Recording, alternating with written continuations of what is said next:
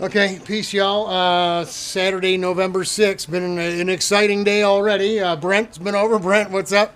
Brent Hayes come over and fit a ring to the Yamaha jug for us. He brought some rings and hooked us up with a piston ring with the proper end gap. So we appreciate that, Brent. Cool. Thanks for stopping by.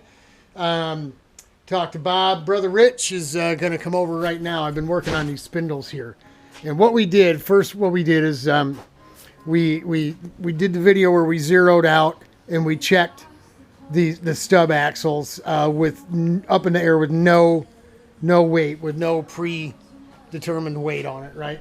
Then last night we did it. We put the cart on the ground with the blocks of wood underneath and underneath these stub axles, and had Rich sit in the cart and measured the deflection, just zero with just the weight of the cart, with no pressure, and then with Rich's weight on it. And he's been lighter than I am, so I mean it's going to make a little difference. But what we saw was about a degree on one side, about a degree and 3 4/10 on the other side, and that's the one with the more deflection is the one that wears on the inside, the left front. That's the one that the tire wears on the inside. Where this one here, we were happy with the tire wear. So what we're doing is we're taking those numbers, and I set this kingpin deal up. We went ahead and went with the a US bolt because the other one was for metric. You see the other nut down there, that's for the metric kingpin.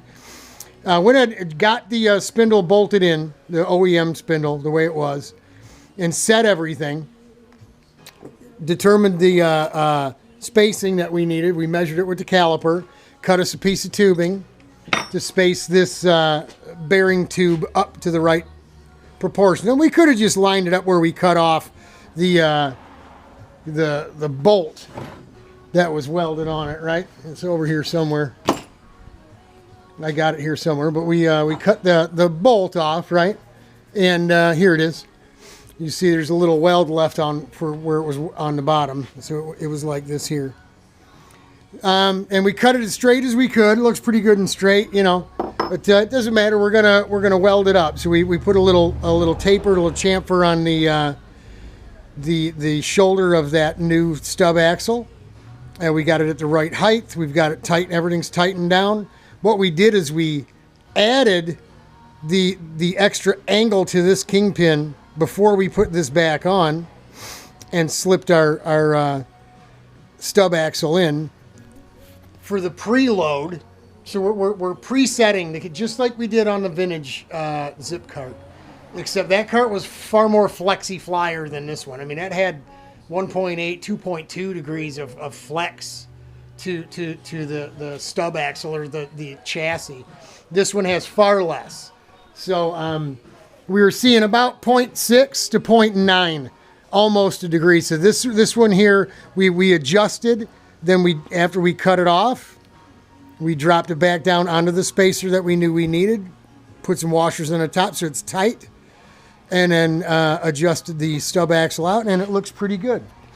It looks pretty good. So Rich is going to come over right now and get us 4 big tacks on here, and then we could take that one off. Then we got to start. We have to start on the other spindle because this angle is going to be a little bit different, just like the zip cart was. Because that one was burning up the inside of the front tire, it's going to need more correction than this one did. So that's just a quick part one on November 6th here, Saturday. It's warming up quite a bit. It was under 40 degrees when I got out here this morning.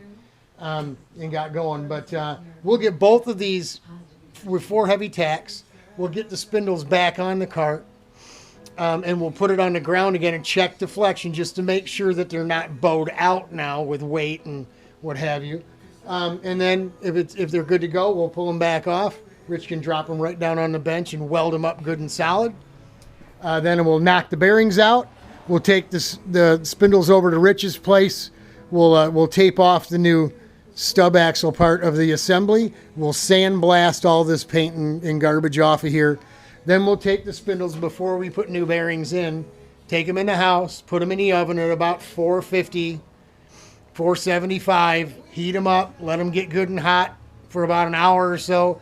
hour and a half, maybe 2 hours, and then just turn the stove off and let it just cool right down to room temperature all by itself, normalizing everything. Even though they're not all brand new, it is the stub axle, man. One of those things fail, and I'm done for, especially, you know, I don't want to bounce off a wall like Dale Earnhardt. You know, I don't have seat belts and all that stuff, so it'd be even uglier than what happened to the Intimidator. And it doesn't intimidate me. I'm just not going to do anything stupid. So there we go. Getting her done, a little bit at a time. But by the end of the weekend, all this bit will be done. It'll just be the normalizing and sandblasting and painting, getting everything back on, brakes and all that stuff back on.